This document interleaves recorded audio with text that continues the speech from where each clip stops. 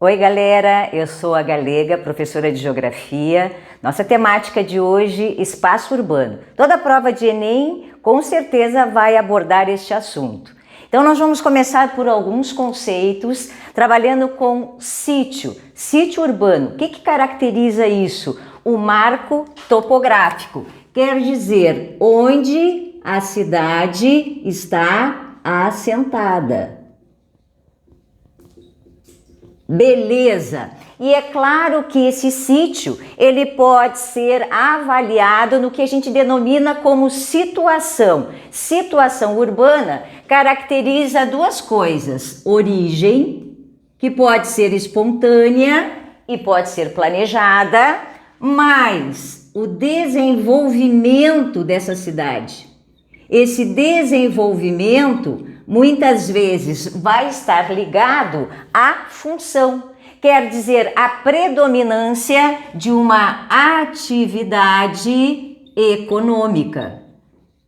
Então, muitas vezes nós temos cidades que são classificadas como turísticas, como administrativas, como comerciais. Então, há uma predominância de uma atividade econômica. Ao mesmo tempo, eu também posso observar como existe uma comunicação entre cidades, e nós vamos chamar isso de rede. Rede caracteriza cidades interligadas. Essas cidades interligadas têm uma facilidade no deslocamento de pessoas, de serviços e de mercadorias. Claro que dentro dessa rede vai haver uma preponderância e a gente vai chamar isso de hierarquia, quer dizer, há uma relação de interdependência. Então aqui um desses nós da rede vai ter maior influência. Essa hierarquia, ela foi sofrendo modificações ao longo do tempo, à medida em que a gente passa a ter um mundo altamente globalizado. Ao mesmo tempo, nós podemos observar as formas de aglomerar. Começamos por conurbação, o que significa que eu tenho cidades também interligadas. Na realidade, eu tenho cidades do entorno, nós vamos chamar isso aqui de metrópole, mais cidades do entorno, ou cidades satélites. Quando eu digo a Grande São Paulo, eu estou falando da metrópole mais as cidades da região metropolitana. Então, isso caracteriza uma área conurbada. Quando eu falo megalópole, já é mais o perfil de país desenvolvido. Por quê? Porque eu vou observar aqui uma fusão de metrópoles. É um espaço extremamente urbanizado. O perfil, por exemplo, do território americano, onde nós temos a Boswos, nós temos a Sansan, a Chipets, são grandes áreas de fusão de metrópoles.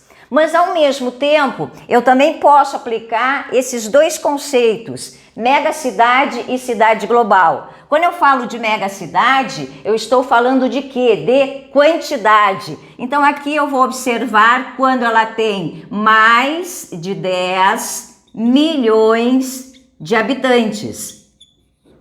Quando eu falo de cidade global, eu estou falando muito mais de qualidade do que de quantidade. Então, eu estou falando do grau de influência. Em geral, isto aqui vai apresentar sede de multinacionais, sede de bancos, bolsas de valores. Então a gente dá uma ênfase à influência principalmente econômica. E aí tu podes observar cidades globais que podem ser classificadas como alfa, beta ou gama, dependendo do grau de influência. Ao mesmo tempo, nós também podemos avaliar que neste espaço urbano existe uma segregação. O que é segregar? É separar. nós conseguimos ver aquela cidade formal, com planejamento, e aquela cidade dentro da informalidade. Então isso te gera a segregação socioespacial. E aí algumas expressões vão estar ligadas a essa segregação. Uma delas é periferização. A periferização, na realidade, é a horizontalidade da cidade. Ela pode evoluir verticalmente, isso em geral é mais na área central, onde a gente tem maior valorização do metro quadrado, obviamente a maior quantidade de edifícios, e à medida em que a gente vai se afastando do centro, obviamente a gente vai encontrar a expansão da malha urbana. Isso vai fazer com que tu tenhas uma migração classificada como pendular, o que significa que ela vai ser diária em virtude dessa periferização. O que a gente consegue perceber ainda? A macrocefalia urbana. São dois itens que eu tenho que avaliar. Eu tenho que avaliar infraestrutura e eu tenho que avaliar a quantidade de habitantes. Então tem que ocorrer um desnível quando eu uso essa expressão. Então eu tenho muita gente e obviamente pouca infraestrutura. Então falta infraestrutura e eu associo isto a excesso de população. Então, falta infraestrutura devido ao excesso populacional. Isso também vai estar ligado à especulação imobiliária, à valorização do metro quadrado, dos espaços existentes. E a gente sabe que essa especulação ela não é só de área central, ela vai aparecer também em áreas periféricas. E isso vai nos levar a um outro fenômeno chamado gentrificação. É quando eu tenho áreas periféricas que entram num processo de enobrecimento, o que significa que eu vou ter uma maior valorização de determinadas áreas. Não seriam em áreas centrais, e sim em áreas mais afastadas, aonde eu tenho a instalação de um condomínio fechado, de um shopping, quer dizer valorização. Então isso caracteriza o que nós chamamos de enobrecimento urbano. E isso vai fazer com que eu afaste aquela população mais vulnerável. A população menos assistida não tem condições de se manter nesse local que enobreceu. Em função desse inchaço urbano, porque isso vai caracterizar um inchaço, nós vamos entrar num processo chamado desmetropolização. O que significa que as metrópoles vão continuar crescendo, só que num ritmo menor. A gente consegue perceber um aumento no crescimento da população das cidades de porte médio, em função da chamada guerra fiscal, quer dizer, a guerra dos lugares, aqueles lugares que oferecem incentivos fiscais para a instalação de indústrias. Então, a desmetropolização significa crescimento menor das metrópoles, em função justamente de tudo isso aqui que acontece, ó, da migração pendular, da periferização, da macrocefalia, da especulação imobiliária e da gentrificação. Então, desmetropolização, crescimento menor de metrópoles e, consequentemente, um crescimento maior das cidades de porte médio.